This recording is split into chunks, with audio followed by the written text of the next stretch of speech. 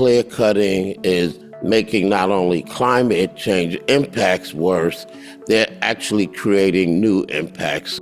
If you look at the communities where industrial logging is concentrated, the communities are suffering economically. Land is the ultimate power. When people are landless, they become powerless. This generative economy is based in ecological restoration, community protection, and equitable partnership. Coming up on Laura Flanders and Friends, the place where the people who say it can't be done take a back seat to the people who are doing it. Welcome.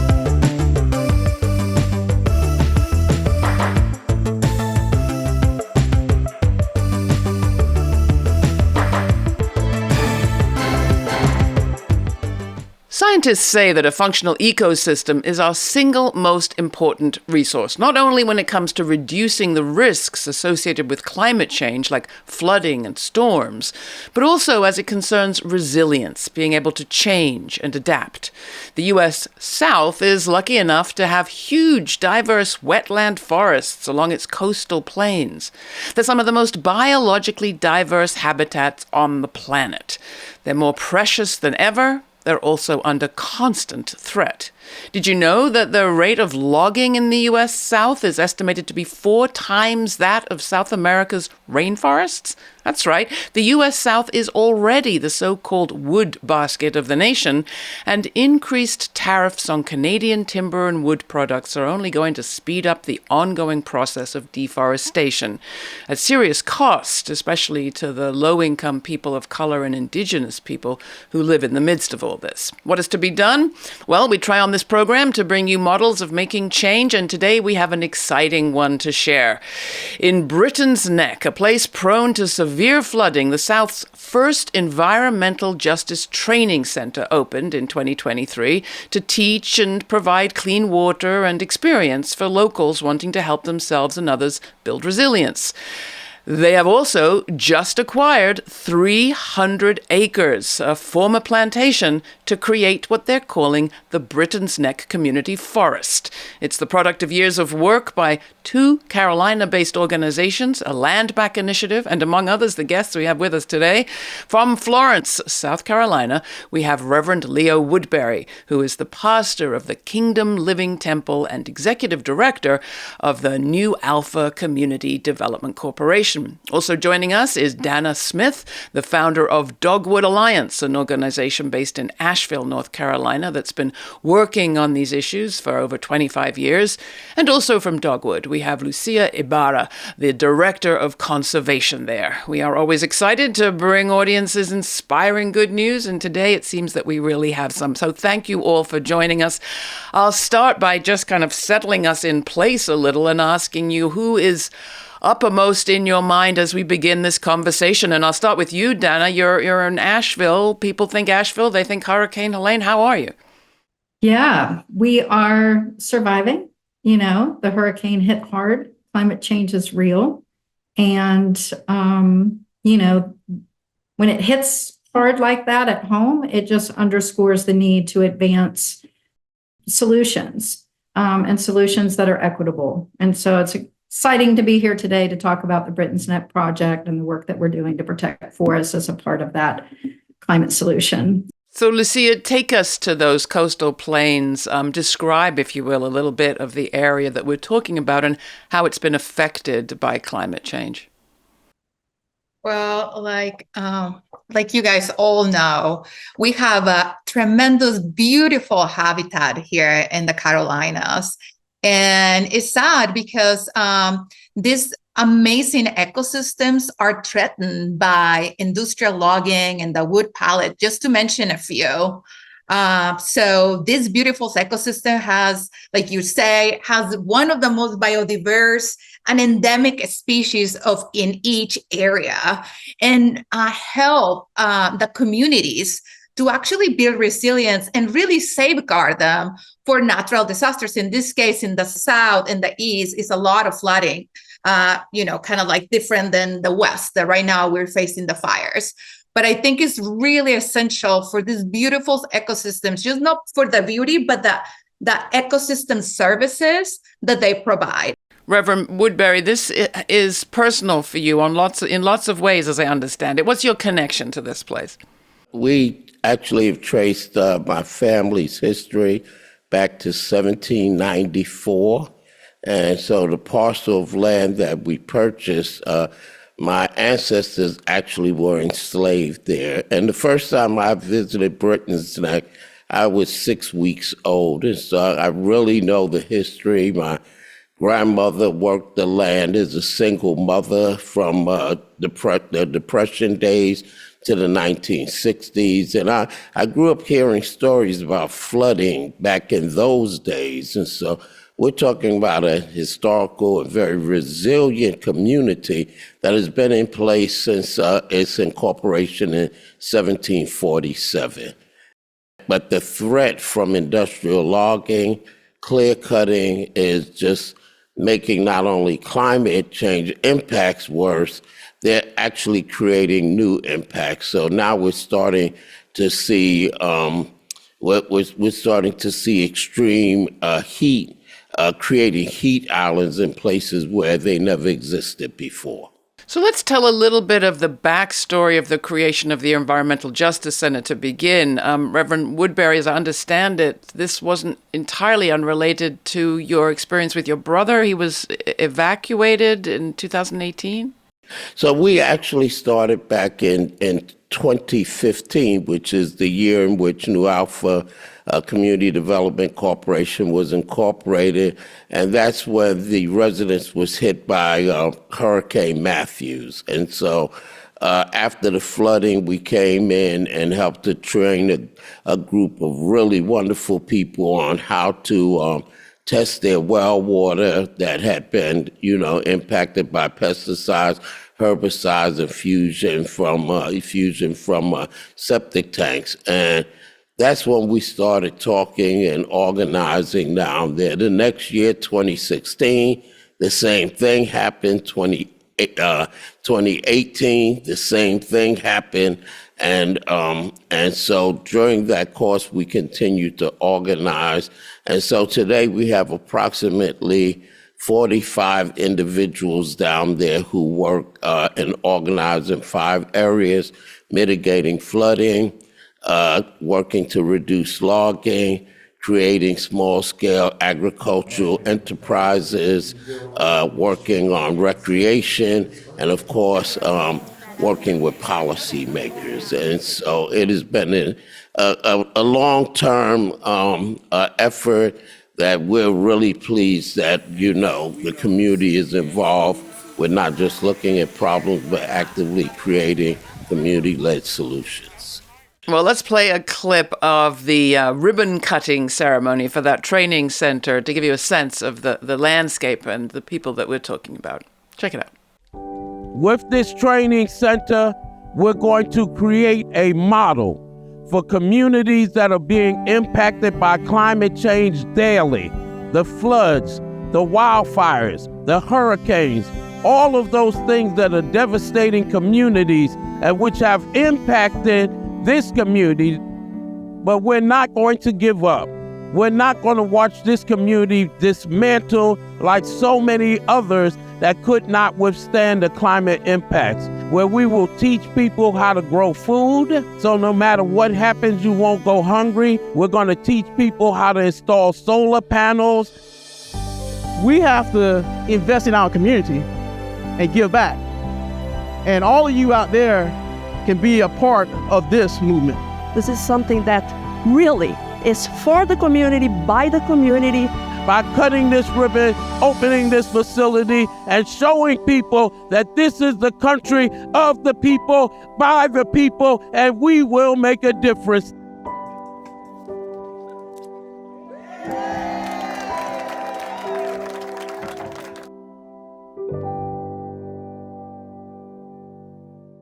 It's great to see, Danna, people taking initiative and creating this project. There's more to come, you're going to tell us. But I do have to ask, where's government been in all of this? The Reverend described year after year of flooding. Was there no response from people who are supposedly in charge? Well, I think when it comes to the South, you have to understand the context. And the South is, as you explained earlier, the world's largest wood producing region. And so where government is largely is in perpetuating industrial logging, policies, tax codes, even government agencies that are over forestry. Their job is to ensure that there's a constant supply of low cost material to go into the big factories to produce wood. And so the government has been failing us when it comes to protecting forests across the southeastern United States. And in fact, is perpetuating the idea that logging is some kind of an economic rural development savior, when in fact, if you look at the communities where industrial logging is concentrated, the communities are suffering economically. So there's really no evidence that wood production is a good economic strategy for rural communities, and yet the government continues to promote industrial logging and wood production as a rural economic development strategy. So how did you settle on the strategy of, as it were, acquiring your own forest, Danna? Well, it's not our own forest. It's this particular forest is owned by New Alpha, and it will be put in trust for the community in Brittons Neck. But Leo and I've known each other for years, and we were working together when we first started out on an effort, which we're still working on, to try to stop the expansion of the biomass industry, which is, tearing down southern forests to burn for fuel for electricity in Europe as renewable energy.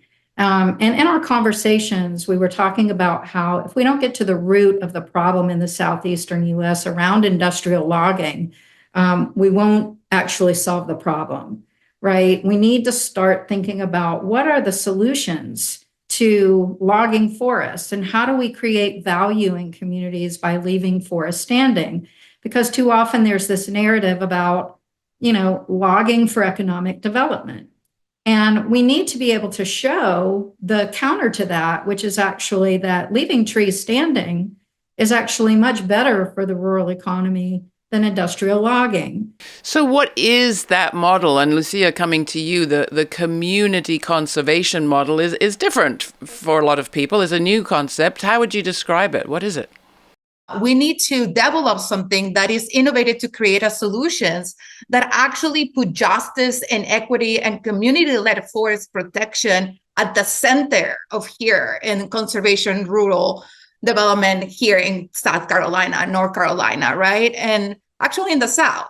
So with that concept, we developed this model that advanced land conservation through the lens of environmental justice by working in partnership with communities that are targeted by industrial logging or vulnerable communities that are located that are suffering from flood or other things regarding to climate change. And is when we partnered up, with New Alpha, and then we actually implement this model that actually aim to advance not extractive generative economy. This generative economy is based in ecological restoration, community protection, and equitable partnership and justice.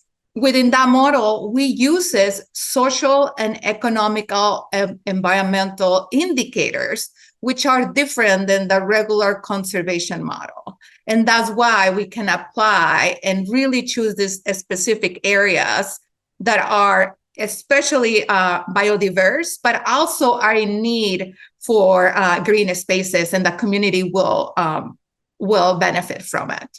So coming to you, Reverend Woodberry, you talked about the long history of people and culture in that place. Do you look to that pre-colonial, pre-extractive history also for guidance as to how the forest could best be treated? I'm glad that the word justice was used several times, because this project is also something that we like to refer to as restorative justice. So we know that people labored on this land in slavery without compensation. And so for them to have the land down and be able to use it for recreational activities, et cetera, can help them to create an engine of economic development. You know, looking at the South, when we go back to the 1920s, African Americans owned 50 million acres of land. According to a study in 2022, that is now less than 5 million acres of land. Much of it lost through theft, redlining, and other activities. And so we know, I know you know, Laura, that land is the ultimate power. Land is from where everything comes, you know. And so when people are landless, they become powerless.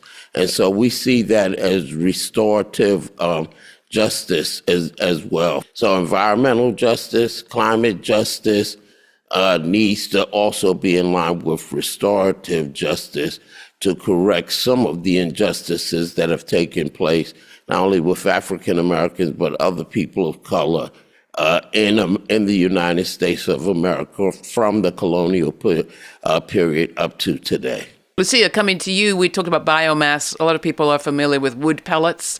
And for a while there, they were being promoted as a environmentally friendly alternative to gas. So what would you say to people that still have heard that wood pellets and this biomass solution to our climate change problem is viable? That's not clean, neither green. To the contrary, that is a false solution that really goes with the flag of, oh, we're going to have these jobs. But those jobs comes with a tag, a health tag of like probably developing cancer, all these other things. So that's not the solution. The solutions are projects like this that can be replicated, projects like this that goes within the communities and really listen to the problems that they have. This model seems, if I'm understanding it correctly, to get us out of a bunch of binaries, neither completely deforesting nor completely banning use of the forest in any way. Does it also perhaps bring people together in a different way than some of our environmental fights in the past or conservation fights in the past have? More than anything else, we're facing an existential problem. We can't afford to give up, to give out, because the very existence of not only communities, but this entire planet is at risk. And false solutions like biomass wood pellet industry is not taking into account the entire cumulative costs and impacts. So when you look at not only the carbon that is put in the atmosphere when the trees are cut down, also the diesel trucks that are transporting the wood, you know, the ships that are using fossil fuels to ship it to Europe. Lucia, anything you'd add to that story, particularly with respect to those policymakers you were referring to earlier? I'm completely agreeing with Reverend. And this is specific, this is beautiful thing that this project is has actually a bigger goal in the sense, this is what I was going to try to say, that this is specific land acquisition, this 308 acres of beautiful land that is going to create change within the community, but also in the ecosystems, is an essential step in an umbrella project for our communities, forests, and wetlands here in the South. And what I'm saying is this is because we were going to build these relationships, right, with what I say, with these communities and organizations to advance these solutions. And these solutions are going to be based and create in more healthier, resilience, committed way. And when we have that, we will start beginning to develop these case studies, right, and highlight it to policymakers. And when we do that, we're going to expand upon these other communities and create other pathways to justice using this model. And this will help to build a foundation to create equitable policy that elevate people, ecosystem, the value of them over industries, over the industries that are greenwashing, like the wood, oh, we are green, we're this, we're going to do this. No, let's dismantle that and really go to work and really see what it really is a solution, and go with the lawmakers and really start making policies that really allow our communities and other green organizations to have this type of movement and policies that can really help them. Will policymakers and media be reporting on what you're doing? Have they been visiting Danna? Is this part of the work of Dogwood Alliance to kind of bring attention to this? And is it happening? Absolutely. The vision for this project is, yes, we have this relatively small conservation project right now. 305 acres is not a lot in the scheme of 200 million acres of forest across the South, right? It's a very small project. But the idea is to seed a vision and an example and to inspire a different way of thinking about how our forests can better benefit communities, better benefit the climate, better benefit biodiversity, and support communities to be more resilient in the wake of devastating impacts of climate change. And so we actually understand that we'll never have enough money to buy all the land that's needed to be protected. And that until we shift the thinking at the government level, right, about the value of forest, away from thinking that the only value we can derive from forest is to cut it down and turn it into a wood product, to realize that actually these forests have much greater value for the community economically and ecologically when they're left standing. And so this project is intended to provide that sort of counterpoint, if you will, to the status quo of industrial logging in the world's largest wood producing region. And Reverend Woodberry, can you hear your 18th century ancestors speaking to you? Oh, yes, absolutely. So the ancestral connection, my family, my wife's family, both my parents are from this community. As a child, I remember going into the woods and chasing the chickens and being on my grandmother's farm and working with my grandfather, who was a sharecropper. My vision for the future is a world where we're dealing no longer with civil rights, but with human rights. And the basic human rights are that everyone has access to clean air, clean water, and clean land. And we can only do that when we do what Dr. King said, but I'd like to paraphrase it. We must move swiftly from a profit-oriented society to a people-oriented society, and may I add, a planet-oriented society as well.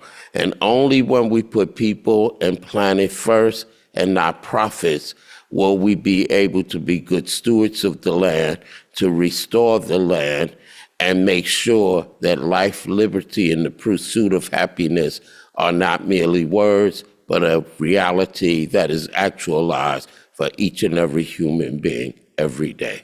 All right, sign me up for your church. Thank you, all of you. It's been a pleasure talking to you. We really appreciate it. Thank you. Thank you.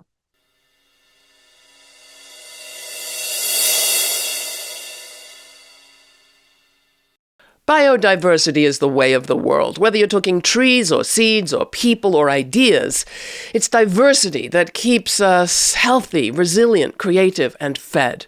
It's that basic reality that Donald Trump seems determined to deny in his first executive orders issued forth in the early days of his new administration. Many came from an office named the Office for Defending Women from Gender Extremist Ideology. I don't need that kind of defense. And restoring biological truth to federal government. But it's that biological truth part that's the problem. The biological truth you learn when you go into a forest, for example, is that trees are, 75% of them, neither male nor female, but both. And others change from male to female with the seasons and the conditions or the age of the tree itself. That diversity, flexibility, creativity, and intelligence is the way of the natural world. It's our way too. And the great thing about the Brittons Neck project is it will engage more people with the ways of the forest so that we can tell a different, truer story about our best, most biodiverse, and healthy selves. If you want to see more of our interviews and reports on projects like this one, go to our archives at our website, and if you want to get the full uncut version of each week's conversation, you can through a subscription to our free podcast. In the meantime, stay kind, stay curious, stay diverse. For Laura Flanders and friends, I'm Laura. Thanks for joining us. For more on this episode and other forward-thinking content, subscribe to our free newsletter for updates, my commentaries, and our full uncut conversations. We also have a podcast. It's all at lauraflanders.org.